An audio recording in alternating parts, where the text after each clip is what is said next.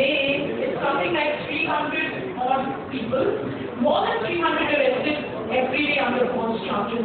And such a high figure of arrests only shows that all arrests are being made without any application of mind, without any investigation, without any justifiable reason. Inference 5 from all statistics is, for every one person who's arrested who is guilty, there are 9 people who are arrested that are completely innocent. So one person out of 10 people who are arrested is actually going to be guilty, and 9 people have to undergo imprisonment for no fault of theirs, just because a false allegation has been made. Now, inference 6, an innocent person, look at the time to trial. Based on the number of pending trials and the number of years it's taken, we've actually calculated this. The number of years needed by the accused to complete trial is 7.7 years, last in 2005, but also overloaded. Now, I'm not saying this for any sympathy that I have for the judiciary, but merely that when the courts are overloaded, you can expect your false case to just continue for longer and for your trauma to just be prolonged.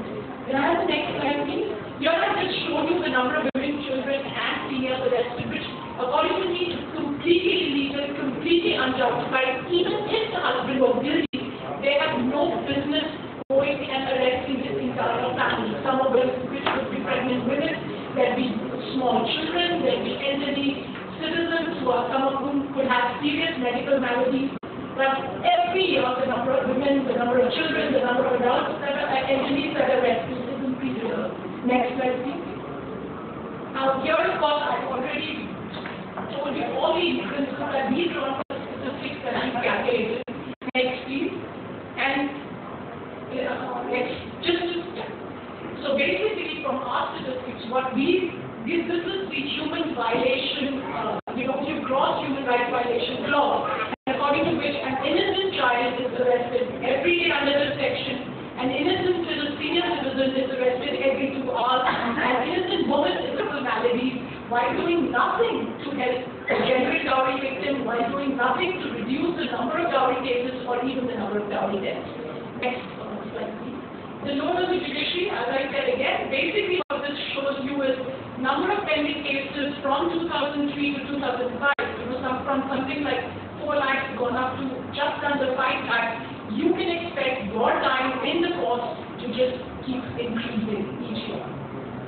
Managed to study is that there is a gross violation of human rights of those people who have been falsely arrested under the section of the IPC, and this has been deliberately ignored by both the National Human Rights Commission as well as the government of India. Nothing can be worse than being arrested or implicated falsely, where the real perpetrator or the real criminal actually goes scot-free, even when it's comprehensively proven in court that this lady has filed a false complaint. There is absolutely no penalty which is given to her.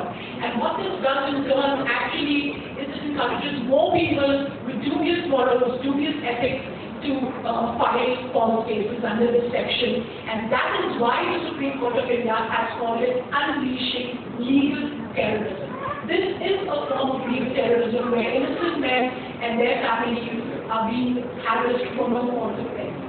Like I said again, in the petition in 2005, the Supreme Court has termed the misuse of formality as a form of legal terrorism. In the Delhi High Court, very important judgment, Neela Singh versus State of Government, the Delhi High Court observed, nowadays it has become a tendency to make vague allegations against every member of the family of the husband under Section 498 of the IPC. It has become necessary for the courts to carefully scrutinize the allegations and find out if they really constitute an offense. In the above case, the Delhi High Court also observed that girls and their parents who decide to go ahead with the marriage proposal despite dowry demands from future in-laws actually become accomplices and should face prosecution under the Dowry Prohibition Act 1961, which prohibits both the giving as well as taking of dowry. Sagar Suri versus State of UP, where the Supreme Court basically observed that it should not be used to be resorted to as a sort of blackmail or to settle scores between people. And of course, a fundamental right to speedy trial, which in these cases, these cases which are related to marriage or to matrimony in every civilized country, or quite civilized, in every country of the world is under the purview of civil law. Now, it's only in India where this special situation that matrimonial cases are under the purview of criminal law, despite which these cases actually take an average time of trial of about 8 years. We're talking here about young men, we're talking here about people, families, which are, destroyed with devastating effect when they have to go to trial for so long. And the fundamental right to speedy trial has not even been looked at in these cases. Next slide. Okay. It is a matter of serious concern that this law, which was definitely promulgated with good intention, was neither drafted judiciously with inherent checks and balances, nor was it implemented honestly.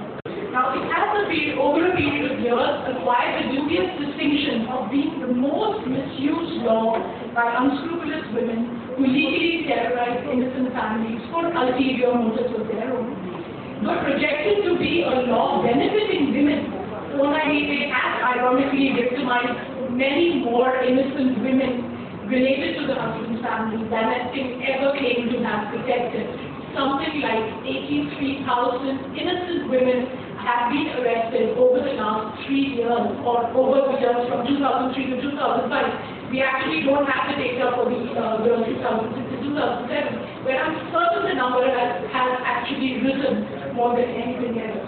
So, as the Honorable Supreme Court of India says, now it cannot be lost sight of that the ultimate objective of any legal system is to arrive at the truth, punish the guilty, protect the innocent, and it should be irrespective of the person's gender. There is no scope here for any preconceived notion or view. On the 21st of April, Monday, and this PIL basically is challenging the dowry laws, amending dowry laws in India. So I'll please ask Vijay to talk about